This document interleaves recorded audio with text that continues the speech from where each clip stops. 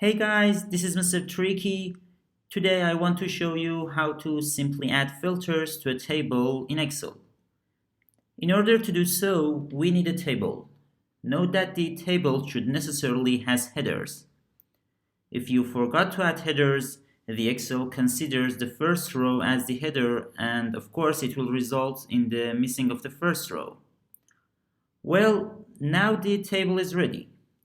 Simply select the columns that you want to implement the filters on, go to the Data tab, and select Filter.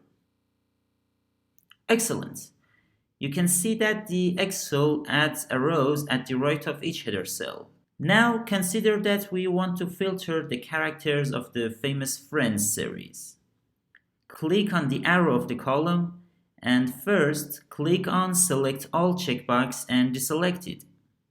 Then check the box of Friends. Here we go. These are the characters of the Friends. Now I want to add the Breaking Bad characters too. I check its box and you can see that it shows the rows of the selected series. As you can see, the icon of the arrow is replaced with the filter icon. It means that a filter is implemented on this column. Note that the rows that we cannot see are just hidden. Excel doesn't delete them by filtering. Now let's add another filter on these filtered data. I want to extract just the female characters of the Friends series. Again, I click on the arrow button, deselect the Select All option, and check the female. Here we go.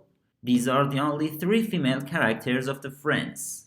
Well, this is the end of this trick. Please ask me your questions about this trick in comments.